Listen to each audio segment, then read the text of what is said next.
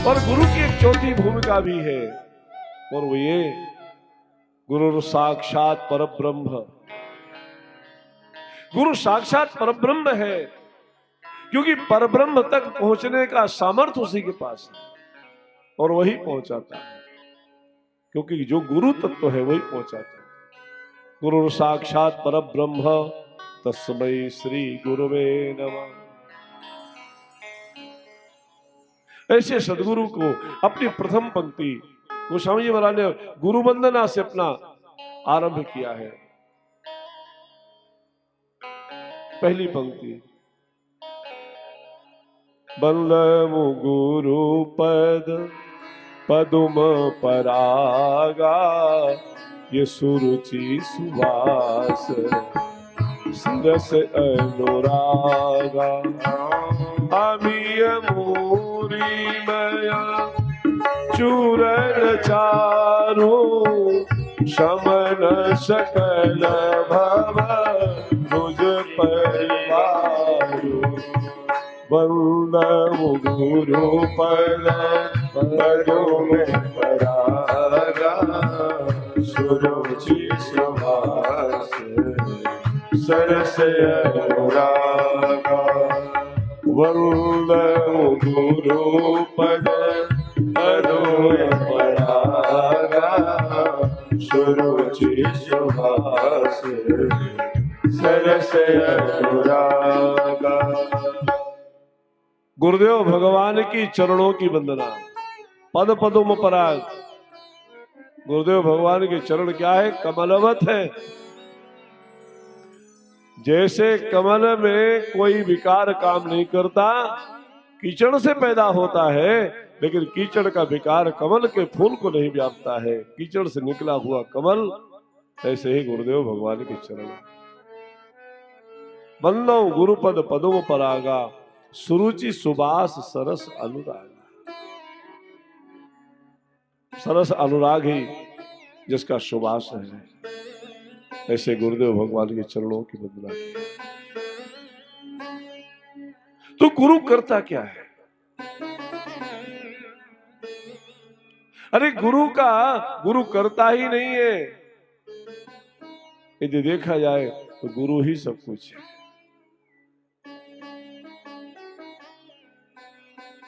और कभी ये मन करे ना कि हमको अपनी बात कुछ कहनी है और कहने में संकोच हो रहा है, तो गुरु खाली पिता ही नहीं है, गुरु तुम्हारा स्वजन भी है।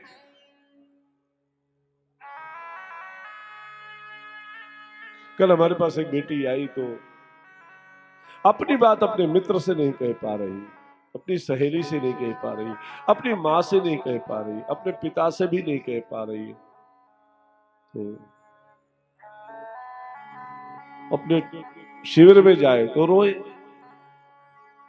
तो उसके साथ जो थे उन्होंने कहा कि कुछ कहना चाहिए। तो बोल, क्या बात है?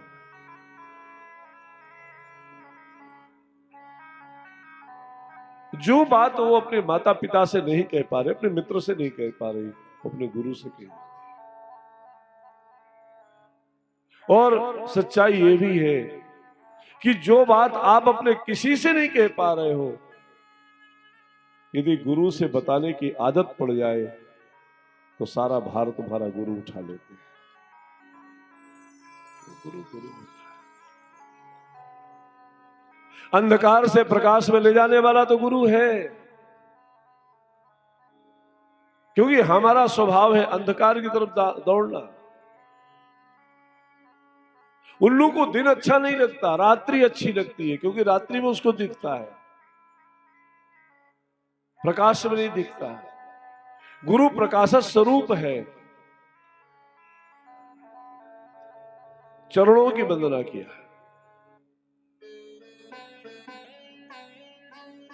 और जिनके चरण वंदनीय है, ऐसे गुरु। और चरण इसलिए वंदनीय है क्योंकि उनका आचरण वंदनीय है। भगवान सीताराम जी चित्रकूट में बैठे हैं, लक्ष्मण कंदमूल फल लेने के लिए गए, तो भगवान श्री राम ने श्री सियाजू को कहा कि जानकी देखो मेरे चरण बहुत सुंदर हैं। श्री किशोर जी ने कहा सरकार आपको भ्रम है, चरण तो मेरे सुंदर हैं। दोनों में वार्ता चली। श्री लक्ष्मण पधारे। लक्ष्मण जी ने प्रक्षालन किया, कुछ फल दिए, जंगल से आए। लक्ष्मण तुम्हारे जाने के बाद हम दोनों में चर्चा चल रही थी। मेरा कहना है कि मेरे पैर बहुत सुंदर है, मेरे चरण बहुत सुंदर है, और सीता का कहना है कि मेरे चरण सुंदर है। तो दोनों की सेवा करता है, बता सच कि चरण किसके सुंदर है। लक्ष्मण जी ने कहा सरकार आपके चरण तो बहुत सुंदर है। सियाजू को लगा कि शायद पक्षपात कर रहे हैं, अपने भाई की तरफ बोल रहे हैं। मुझे मालूम था कि अपने भाई की बात करोगे। नहीं माँ, आपके चरण बहुत सुंदर है। ताके युगपद कमल मनावो, जासु कृपा निर्मल मति पाओ। लेकिन सच्ची बात तो यह है सरकार, आप दोनों के चरण तो सुंदर है ही, आप दोनों का आचरण बहुत सुंदर है, इसलिए आपके चरण बंदनीय है। जिसका आचरण सुंदर है उसका चरण जगत बंदनीय है। वल्लभ गुरु पद पदुम परागा, ये सुरुचि सुबास सरस अनुराग।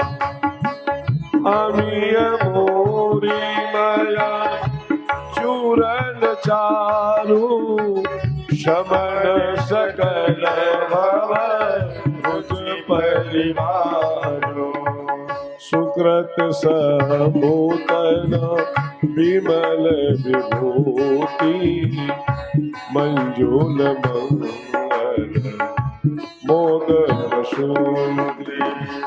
वल्लभ गुरु पद पदुम परागा, सुरुचि सुबास सरस अनुराग। गुरुदेव भगवान की चरण, जो समर्पित शिष्य है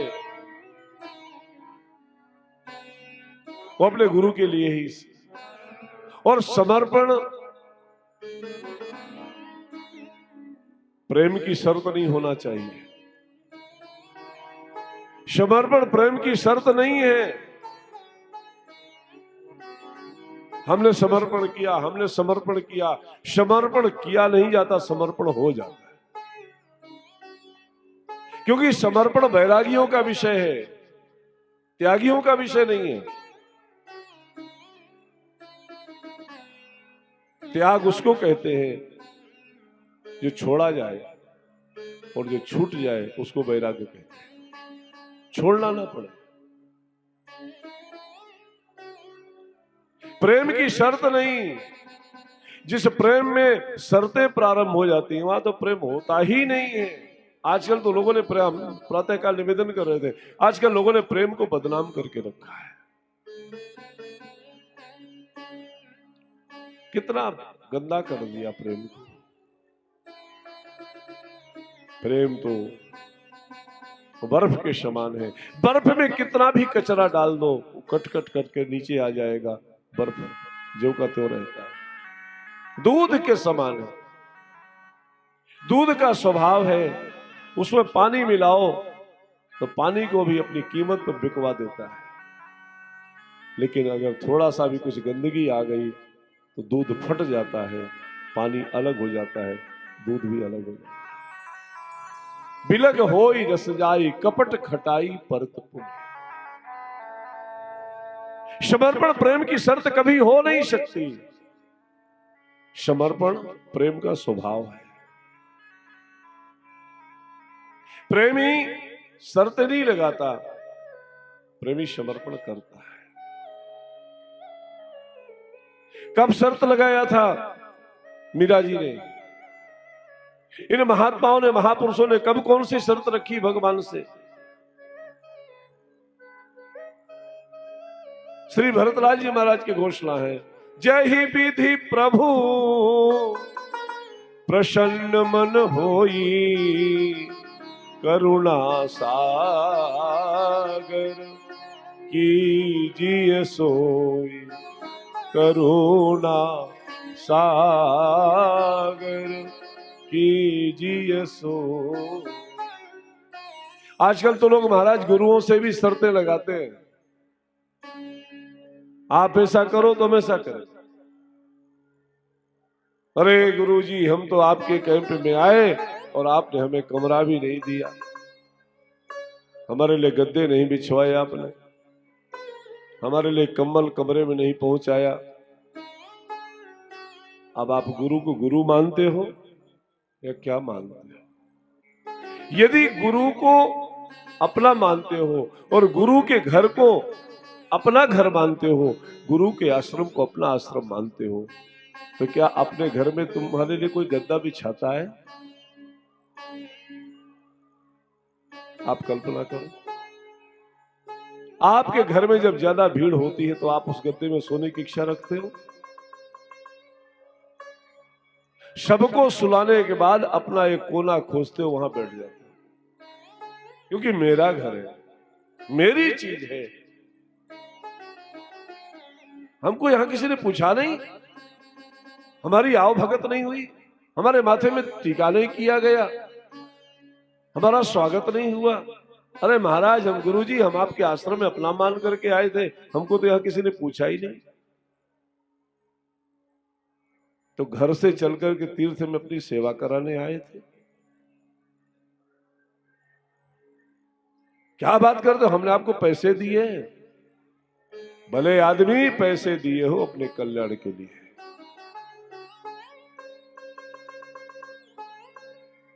यदि इस भाव से आप गुरुओं से व्यवहार करना चाहते हो तो आप पुण्य नहीं कमा रहे हो, यहां से पाप की गठरी बांध करके जा रहे हो। जहि विधि प्रभु प्रसन्न मन होई, करुणा सागर कीजिए सो। वो माताएं गाया करती ना वो गीत, लागी लगन मत तोड़ना,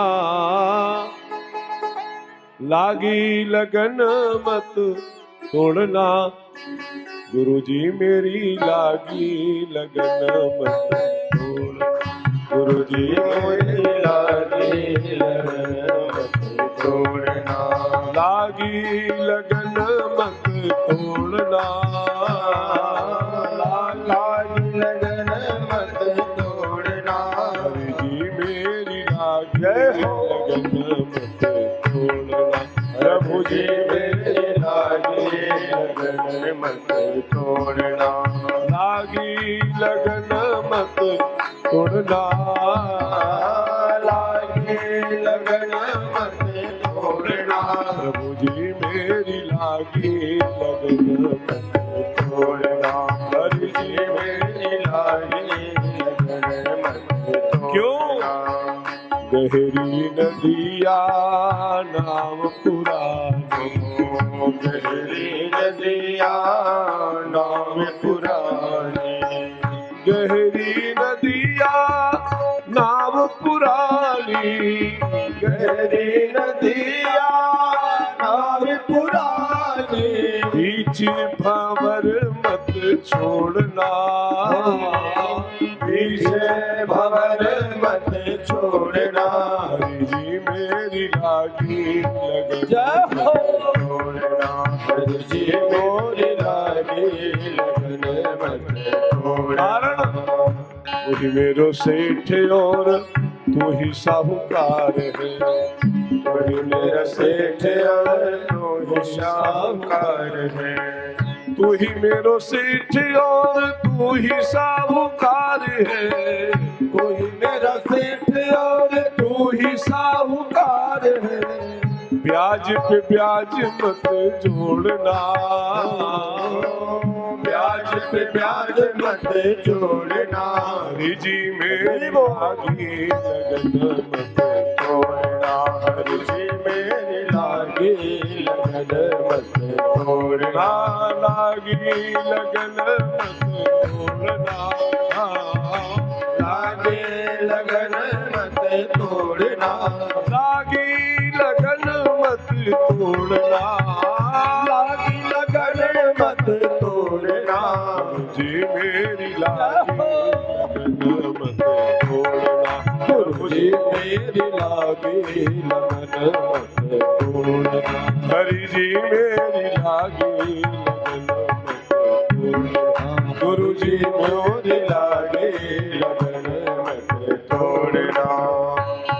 प्रेमी कभी शर्त लगा कर, और कभी शर्तों में प्रेम नहीं होता, वहां कुछ दूसरा होता है। जो गुरु शर्त लगा करके शिष्य बनाए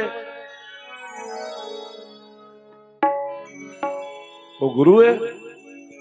रामचरितमानस में एक गुरु वैसा भी है जो शर्त लगा करके चेला बनाता है। बहुत बढ़िया कथावाचक है, अच्छी कथा करता है, और यहां तक कि हनुमान जी भी उसके प्रभाव में आ गए। उसका नाम है काल्यवी।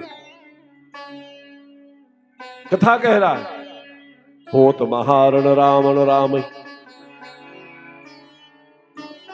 राम रावण का युद्ध नहीं, रावण राम का युद्ध हो रहा है।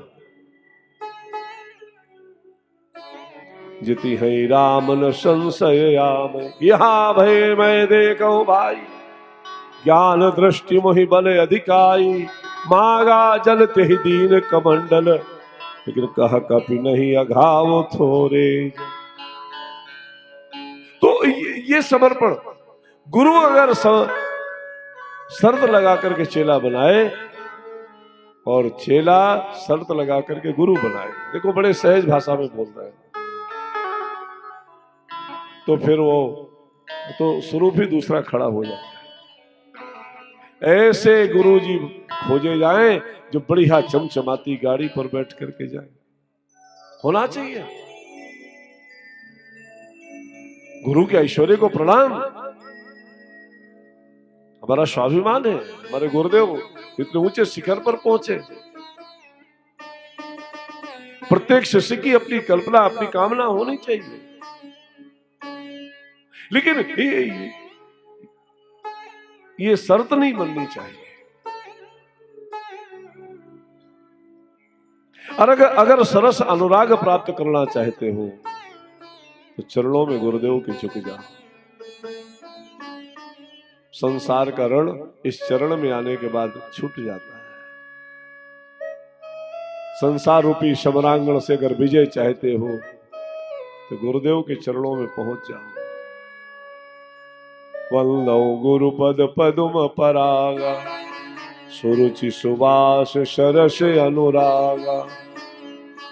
गुरुदेव, गुरुओं की महिमा तो कहना ही क्या महाराज, कितनी कितनी महिमा गाई जाए। गोस्वामी जी महाराज ने प्रथम पंक्ति गुरुदेव भगवान को समर्पित किया और पश्चात गुरु की महिमा का दर्शन कराया, गुरु महिमा का दर्शन कराया। और पिछली जो कथा बांदा में हुई थी उसमें गुरु महिमा में ही चर्चा हुई थी।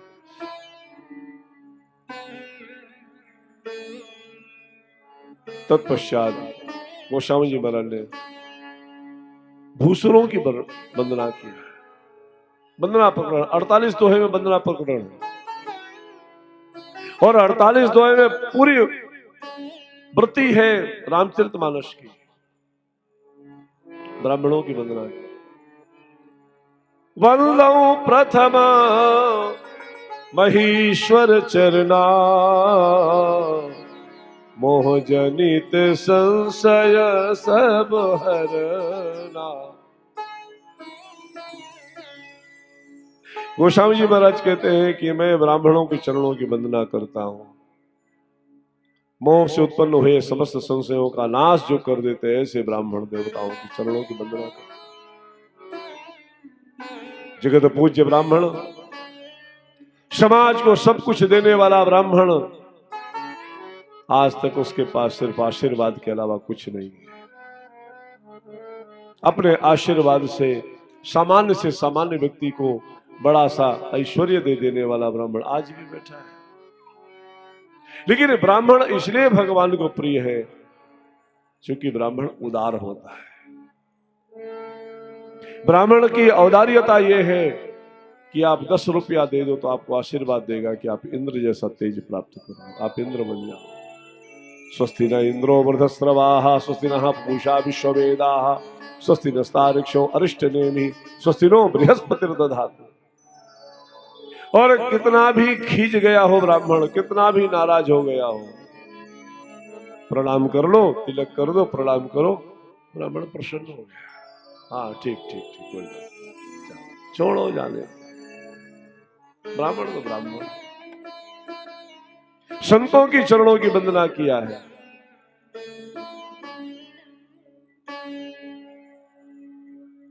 और संत चरणों की वंदना करने के पश्चात श्रीमद् गोस्वामी तुलसीदास जी महाराज ने सर्व समाज की वंदना की, भगवान के नाम की वंदना किया।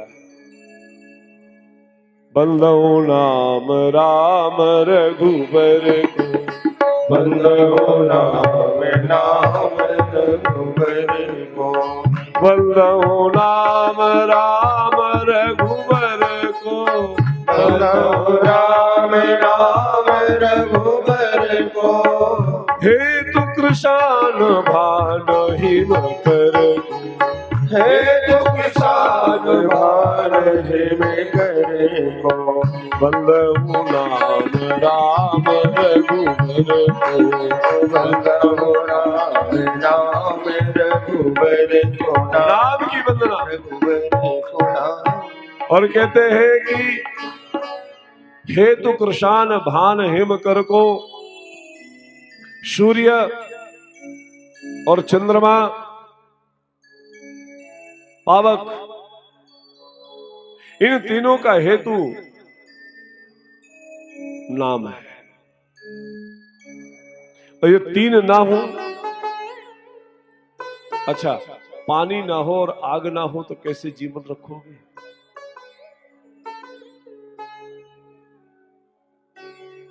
जल ना हो, आप बढ़िया महल बना लो और नल ना आए, बोरिंग फेल हो गई, फिर अरे क्या बताया, जल तत्व।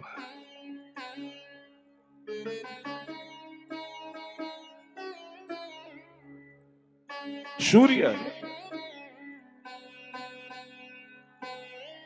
सूर्य ना हो और सूर्य में सूर्य के अंदर प्रकाश ना हो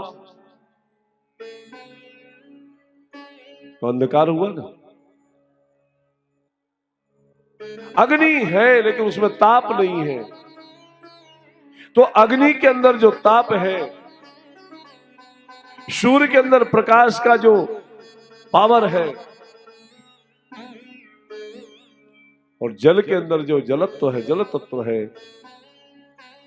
वो गोस्वामी जी कहते हैं मेरे राम के नाम के तत्व से वो चल रहा है। हेतु कृषान भान हिम कर को,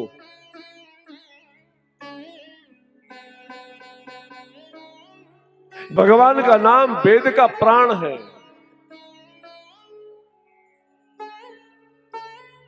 अगुण है, अनुपम है, गुण निधान है। नाम सगुण भी है, नाम निर्गुण भी है।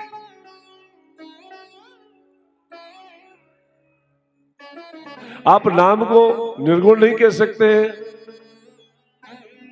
और राम को सगुण नहीं कह सकते। नाम के दोनों स्वरूप हैं और इस कलिकाल में तो सिर्फ नाम के अलावा कोई दूसरा साधन है ही नहीं है। भागवतकार कहते हरेर नामो हरेर नामैव केवलम, कलौ नास्तिर कलौ नास्तिर कलौ नास्तिर नान्यथा। इस कलयुग में 3 बार कहा है भागवतकार ने, व्यास भगवान ने 3 बार सारे समाज को कहा, और 3 बार त्रिवाचा 3 बार किसी बात को कहे सत्य सत्य सत्य, तो उसे विश्वास करते लोग। हरेर नामो हरेर नामैव केवलम। इस कलिकाल में तो सिर्फ हरिनाम ही साधन है। हरिनाम के अलावा कोई भगवान के नाम का, तो राम का नाम तो बड़ा सहज है। बंदौ नाम राम रघुबर को, हेतु कृषान भान हिम कर को, विधि हरिहर में वेद प्राण शो, अगुण अनुपम गुण निधान। ऐसा नाम गोस्वामी जी कहते हैं जिसको भगवान शिव कभी छोड़ते नहीं। महामंत्र, सुबह जब सत्संग में हम लोग बैठते हैं तो नाम पर ही चर्चा हो रही है। 30 दिनों तक हम लोगों ने नाम महाराज की चर्चा करने का मन बनाया था, मनोरथ किया था। महामंत्र जोई जपत महेशु, काशी मुकुट हेतु उपदेश। भगवान शिव कौन सा मंत्र जपते हैं? बोले महामंत्र जपते हैं। अच्छा, मंत्र और महामंत्र क्या है? राम तो मंत्र है, राम नाम तो मंत्र है, लेकिन ये नाम महामंत्र तब बनता है जब समर्थ सदगुरु के मुखारबिंद से कान में प्राप्त हो जाता है, वो महामंत्र हो जाता है, मंत्र राज हो जाता है। और जब तक मंत्र राज का जप नहीं करेंगे तब तक कोई सिद्धि प्राप्त होने वाली नहीं, कुछ सफलता नहीं मिलेगी। आप चाहे जितने देवताओं के दरवाजे में मत्था रगड़ करके आ जाओ, कोई भी क्रिया फलकारी नहीं होगी, क्योंकि आपका गुरु आपके साथ नहीं। इसलिए गुरुदेव भगवान के मुखार बिंद से जो मंत्र प्राप्त होता है कान में, वो ऐसा तत्व है, संपूर्ण कार्य कराता है। महामंत्र जोई जपत महेशो, और काशी मुकुट हेतु उपदेश। काशी में जो भी मरता है, मरते समय उसका दाहिना कान ऊपर रहता है। कुत्ता भी मरता है तो उसका दाहिना कान ऊपर होता है, क्यों? काशी को भगवान शिव ने त्रिशूल के ऊपर बसा रखा है। इस दुनिया से, इस धरा से अलग है वो खंड। काशी वास निवासी चा काल भैरव पूजनम, प्रयागे माघ मासे चा बिल्वपत्रम शिवार्पणम।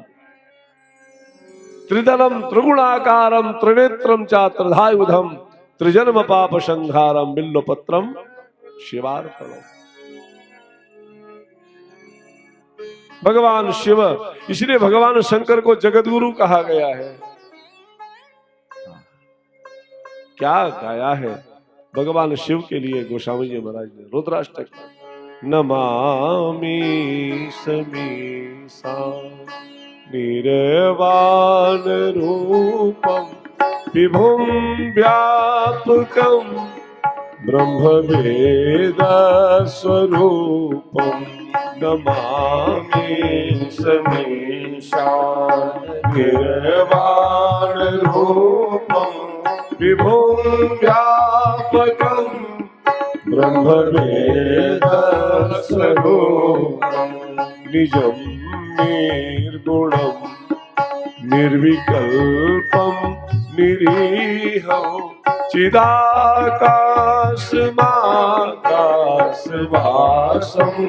भजेऽहं, नमामि समीशां निर्वाणरूपं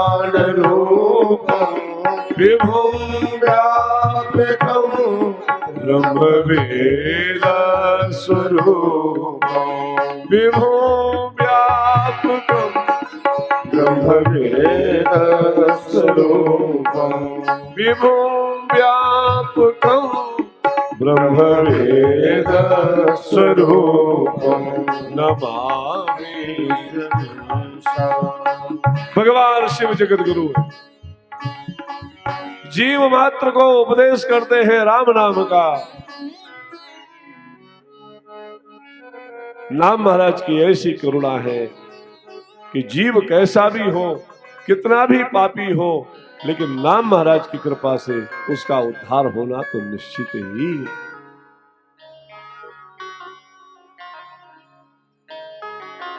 गोस्वामी जी महाराज दोहावली में कहते हैं, तुलसी जिनके मुखन ते ये धोख्यो निक सतराम, तिनके पग की ये पग तरी और मेरे तन की चाह।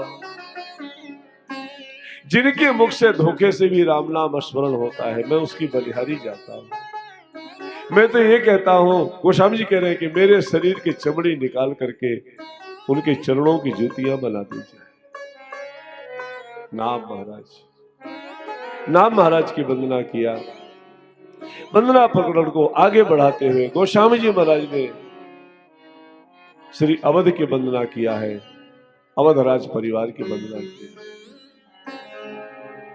वंदमु अवधपुरी अति पावन, वंदमु अवधपुरी अति पावन, शरयू शरी कली कलुष न सावन, शरयू शरी कली कलुष न सावन, प्रणवौ पुरनर नारी बहोरी, प्रणवौ पुरनर नारी बहोरी, ममता जिन पर प्रभु ही न थोरी, ममता जिन पर प्रभु ही न थोरी, सिया निंदक अघोघ नसाए, लोक विशोक बनाई बसाए, लोक विशोक बनाई बसाए, लोक विशोक बनाई बसाए, लोक विशोक बनाई बसाए। श्री अयोध्या जी की वंदना की, श्री अवध जहां पर परमात्मा ने अवतार ग्रहण किया, जिस धरा पर राम खेले, जिस धरा पर परम ब्रह्म आए, और भगवान आए तो किसके लिए आए?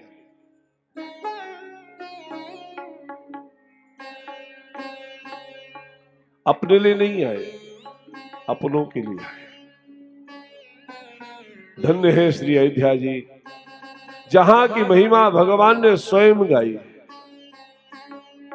अद्भुत है अयोध्या की महिमा। वंदमु अवध पुरी अति पावन, शरयू सरी कलि कलुष नसाव। एक बार भगवान श्री राम सिंहासन पर विराजमान है, चारों भाइयों की संतानें भी हो चुकी हैं। शत्रुघ्न जी महाराज को मथुरा का राज्य दे दिया गया, लक्ष्मण जी महाराज भगवान की सेवा में रहे। तो लक्ष्मण जी ने विचार किया कि अब तो आयु बढ़ रही है, तो जब आयु थोड़ा 60 के बाद जाए, चतुर्थ अवस्था में तीर्थ व्रत करना चाहिए। हम कई लोगों से कहे कि देखो भाई, अब तो ये जो लोग 65 को पार कर चुके हैं या 75 प्लस हो चुके हैं, उनके लिए तो कुंभ, फिर अगला 12 वर्ष के बाद कब? क्या जरूरी है कि शरीर इस लायक होगा कि हम आकर गंगा में डुबकी लगाएंगे?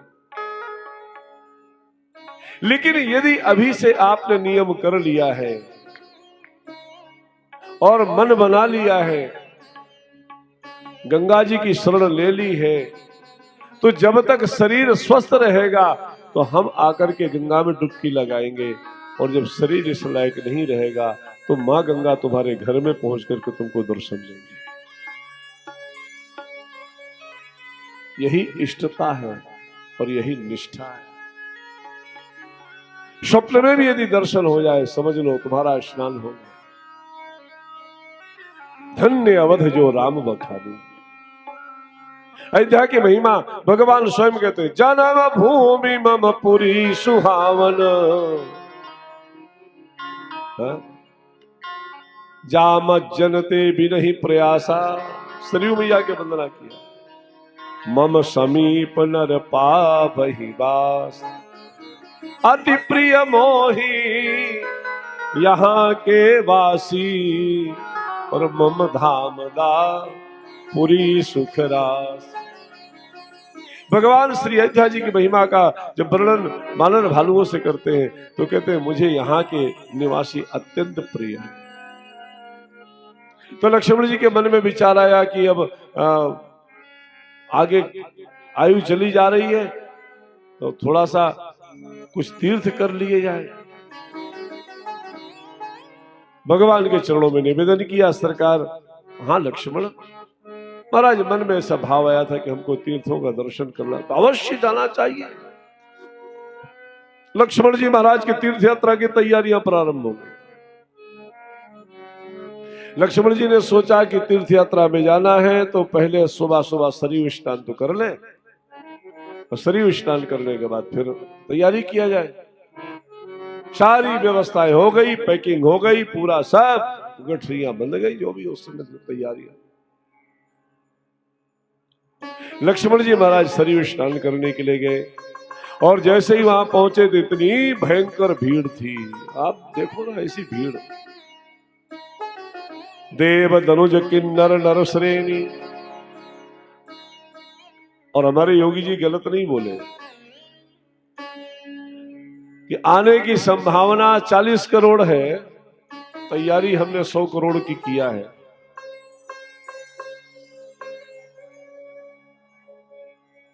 अब 40 करोड़ तो भारत के धर्मावलंबी आएंगे, उसमें आते तो सभी ना, देव धनुज किन्नर नर श्रेणी। तो जितने देवता हैं अगर 1-1 करोड़ भी आए, अपने बच्चों को ही भेजे, जाओ अमृत महाकुंभ महोत्सव मनाया जा रहा है, तुमको पहुंचना चाहिए, तो भीड़ बढ़ेगी। ऐसा रेला कि महाराज हमारे प्रधान जजमान कलश लेकर के पता नहीं किधर खो गए, उन्हीं का पता नहीं चला। उन्होंने सभी जा रहे हैं, हम भी जा रहे हैं।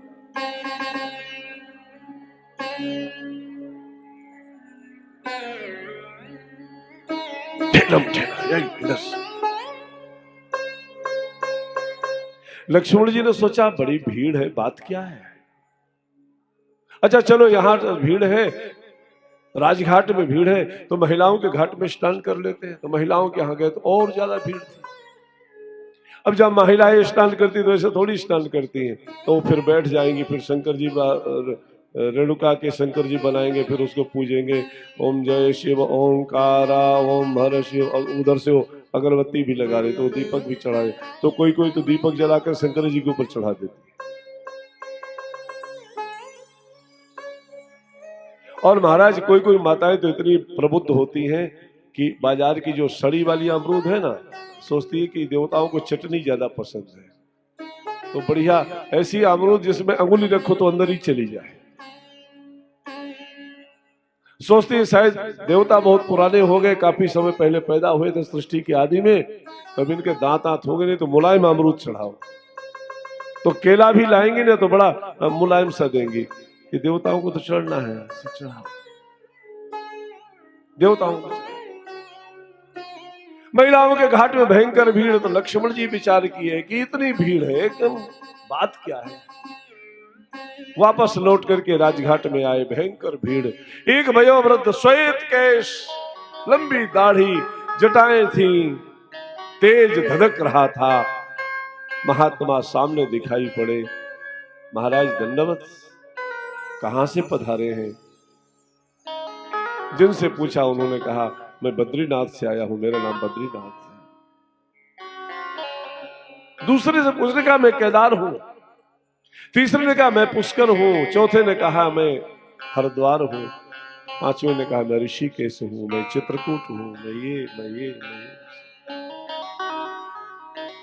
महिलाओं के घाट में जाकर के पूछा, तो जिस मैया से पूछा उन्होंने कहा मेरा नाम गंगा है, दूसरे ने कहा मेरा नाम सरस्वती है, तीसरे ने कहा मैं तुंगभद्रा हूं, मैं कावेरी हूं। यहां पर सरयू में एक डुबकी लगाने के लिए आया। लक्ष्मण जी ने निश्चय कर लिया अब कोई तीर्थ नहीं करना। भगवान श्री राम की सेवा में जाके खड़े हुए। भगवान श्री राम ने कहा लक्ष्मण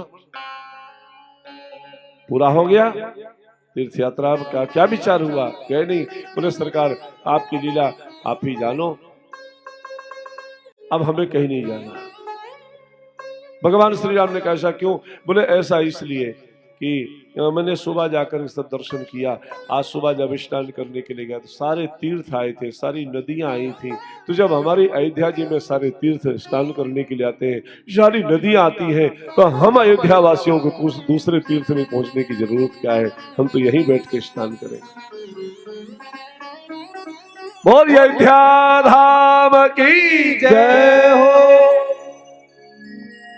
मां कौशल्या प्राची दिशा है, जिसने राम जैसा राकेश प्रदान किया है, चंद्रमा प्रदान समाज को किया। वंदो कौशल्या दिशा प्राची, कीरति जास सकल जग माची। हमारे पूज्य राजेश्वरानंद जी महाराज जब अयोध्या की महिमा का गान करते थे तो बोलते, सीताराम जी की प्यारी रजधानी लागे, रजधानी लागे, मोहे मीठो मीठो सरयू जी को पानी लागे। सीताराम जी की प्यारी रजधानी लागे, रजधानी लागे, मोहे मीठो मीठो सरयू जी को पानी लागे।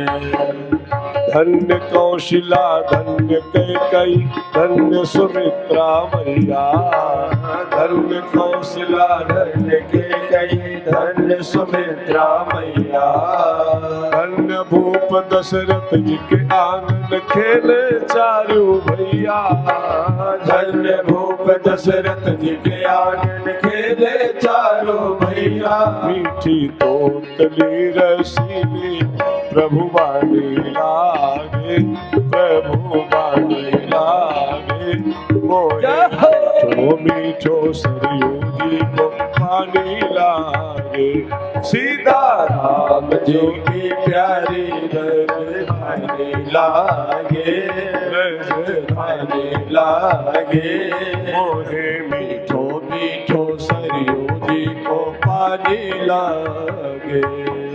छोटी छावनी रंग महल हनुमान गढ़ी अति सुंदर, छोटी छावनी रंग महल हनुमान गढ़ी अति सुंदर। स्वयं जगत के मालिक बैठे कनक भवन के अंदर, स्वयं जगत के मालिक बैठे कनक भवन के अंदर। सीताराम जी की शोभा सुखधानी लागे, सुखधानी लागे, वही मीठो मीठो सरयू जी को पानी लागे। सीताराम जी की प्यारी रजधानी लागे, रजधानी लागे, मोहे मीठो मीठो सरयू जी को पानी लागे। सहज सुहावन जन्म भूमि श्री रघुवर राम लला की, सहज सुहावन जन्म भूमि श्री रघुवर राम लला की।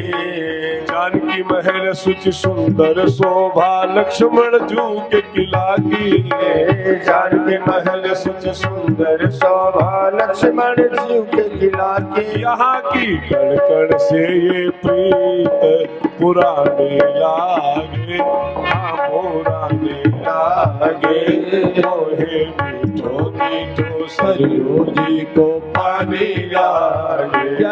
सीताराम जी की प्यारी रजधानी लागे, रजधानी लागे, मोहे मीठो मीठो सरयू जी को पानी लागे। काली की सेवा करते हुए जय हो।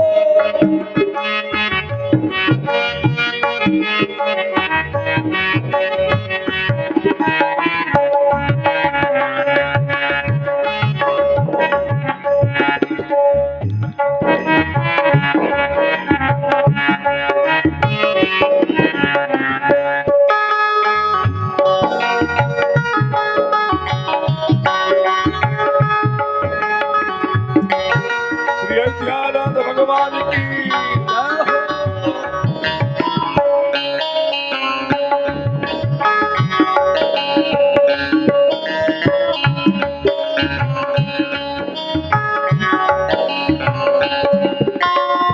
सिया राम दंडवत भैया मधुरी वाणी बोले। जय सिया राम दंडवत भैया मधुरी वाणी बोले। करे कीर्तन संत मगन मन गली गली में डोले। करे कीर्तन संत मगन मन गली गली में डोले। सीता राम नाम धुन प्यारी मस्तानी लागे, मस्तानी लागे। वह मीठो मीठो सरयू जी को पानी लागे। सीता राम जी के प्यारे रजधानी लागे, रजधानी लागे। वह मीठो मीठो सरयू जी को पानी लागे। हरि बोल।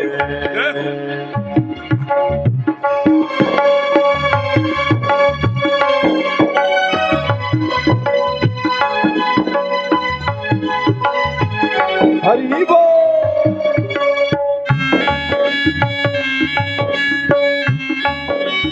जय श्री राम।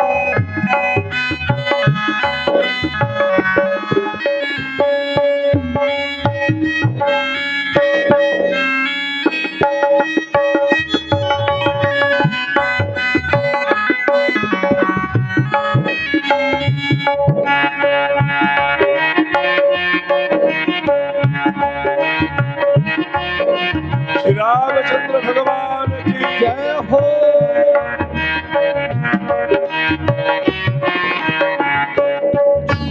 प्रभु पद प्रीत प्राप्त करते सब पी कर श्री हरि रस को। प्रभु पद प्रीत प्राप्त करते सब पी कर श्री हरि हरि को। जन राजेश रहे नित निर्भर फिकर कहो क्या उसको। जन राजेश रहे नित निर्भर फिकर कहो क्या उसको। जिसको माता पिता रघुराज सिया महारानी लागे, सिया महारानी लागे। वह मीठो मीठो सरयू जी को पानी लागे। सीता राम जी की प्यारी रजधानी लागे, रजधानी लागे। वह मीठो मीठो सरयू जी को पानी लागे। ओहे मीठो मीठो सरयू जी को पानी लागे। वह मीठो मीठो सरयू जी को पानी लागे। बोलिए ध्यान धाम की श्री कनक बिहारी सरकार की जय। श्री राम जन्मभूमि की जय। बल्लऊ अवध पुरी अति पावन, शरयू सरी कलि कलुष न सावन। प्रणवो पुर नर नारी बहोरी, ममता जिन पर प्रभु ही न थोरी। भगवान के धाम में जो पैदा होता है भगवान को उससे ममता हो जाती है। वैसे ममता बड़ी विचित्र है, हमारी ममता बंधन में डालती है, लेकिन धन्य है भगवान के धाम, भगवान के तीर्थ। परमात्मा भी ममता करता है। ममता जिन पर प्रभु ही न थोरी।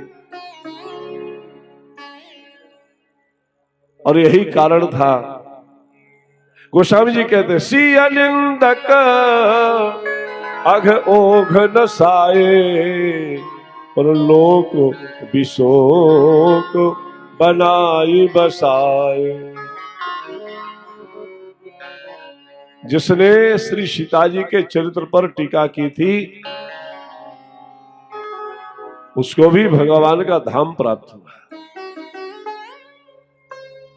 पूज्यपाद बलूक पीठाधीश्वर जी महाराज कथा का दर्शन कराते हैं।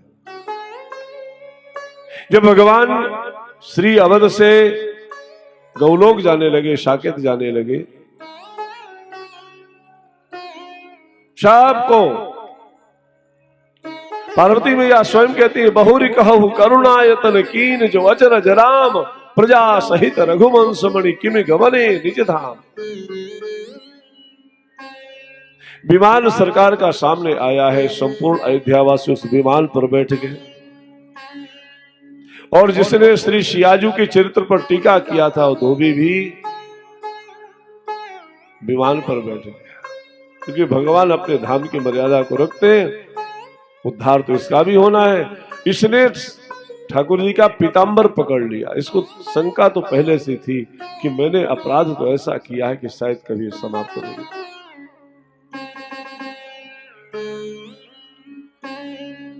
और जैसे ही गौलोक पहुंचा है विमान, समस्त अयोध्यावासी अंदर हो गए, लेकिन इस धोबी के जाते ही गौलोक भगवान ने दरवाजे बंद कर लिए। हमारी अधिष्ठात्री श्री सियाजू के चरित्र पर इसने टीका किया है। हमारे यहां निवास इसके लिए प्रवेश नहीं है। सरकार क्षमा करना, हम नहीं रख सकते इसको।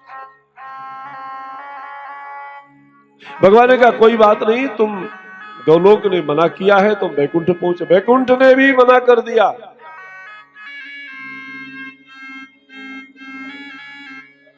भगवान ने कहा तुम तुम्हें स्वर्ग पहुंचा देंगे। तो स्वर्ग के लोगों ने कहा भैया दरवाजा बंद करो जल्दी, ये आ जाएगा तो हमारा क्या, हम तो सब लोग नरक जाना पड़ेगा। तो धोबी ने कहा कि हमको ना तो स्वर्ग में जगह है, ना बैकुंठ में जगह है, ना गौलोक में जगह है, तो हमको नरक ही पहुंचा दो। नरक के लोगों ने भूख हड़ताल शुरू कर दी, आमर अनशन पे बैठ गए इनके विरोध में। महाराज आज के बाद से खाना पीना हमारा बंद है। यमराज ने कहा महाराज आप करना क्या चाहते हैं, ये सब अनशन में बैठ गए, कोई खा पी नहीं रहा। क्यों? ऐसा पापी यदि हम लोगों के बीच में आ जाएगा तो हमारा भी कभी उद्धार नहीं होगा।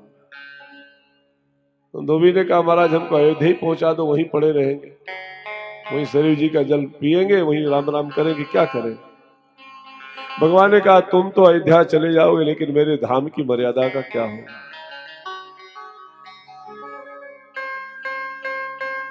ठीक है, अगर स्वर्ग नहीं रख रहा, बैकुंठ नहीं रख रहा, तो मैं तुम्हारे लिए दूसरे स्वर्ग की रचना कर रहा हूं। भगवान श्री राम ने अपने धाम की मर्यादा को रखने के लिए दूसरे स्वर्ग का निर्माण किया।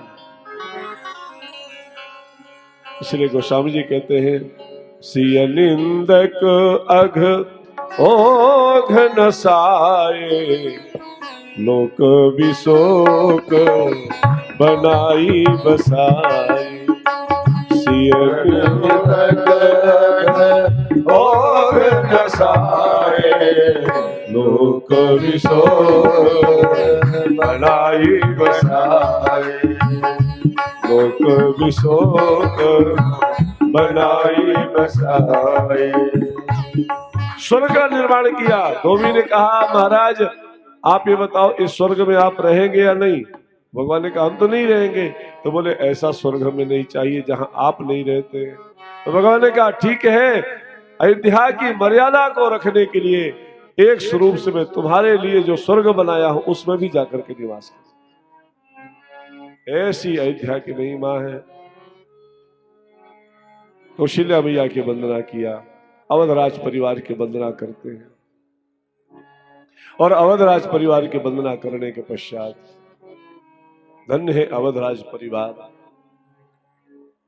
पूरा परिवार। आज विश्व को अगर रामराज्य जैसा संविधान प्राप्त हुआ है तो उसके पीछे इस पूरे परिवार का समर्पण है। राम राजा हुए तो खाली अकेले राम जी के बलबूते नहीं हुआ,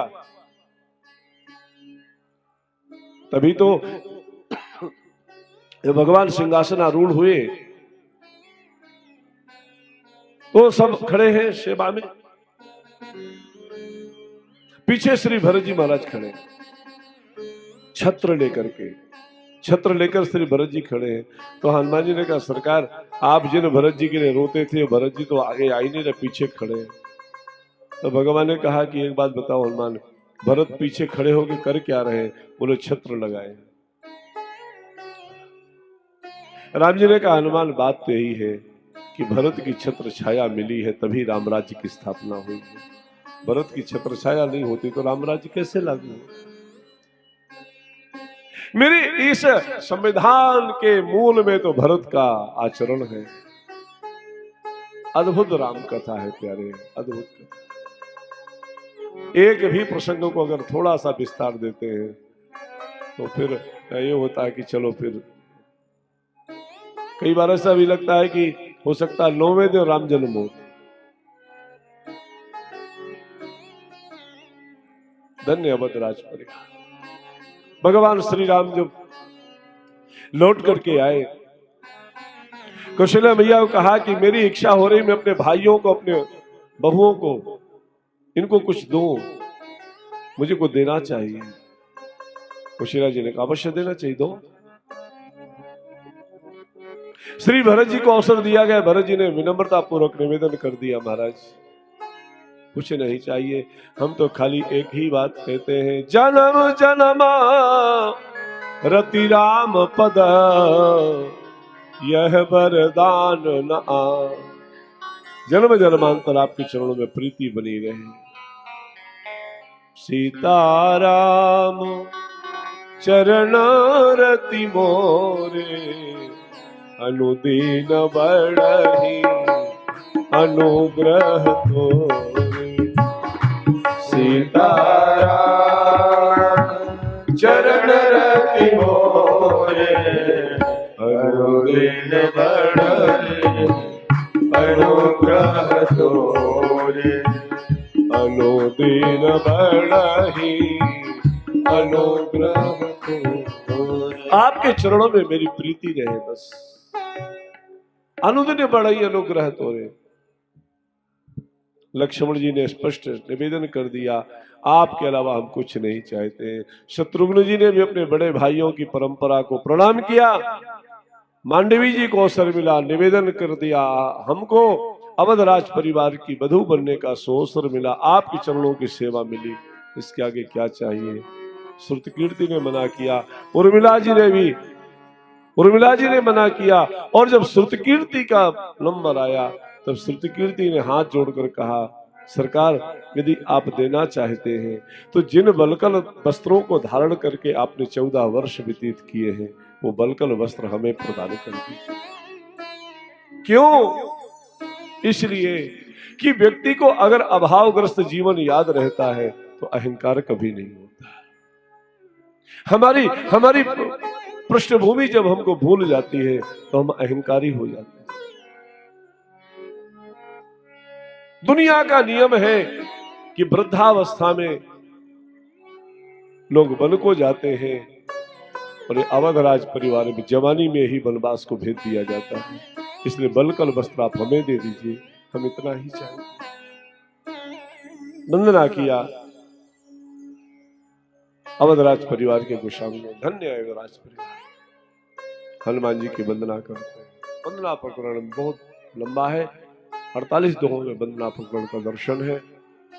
और वंदना प्रकरण को विश्राम दे करके श्रीमद गोस्वामी तुलसीदास जी महाराज गंगा यमुना सरस्वती के पावन संगम तट पर समस्त समाज को लेकर के खड़े हुए हैं। और जहां भारद्वाज जी महाराज ने याज्ञवल्क्य जी के चरणों में बैठ करके श्री राम कथा के बारे में प्रश्न किया है।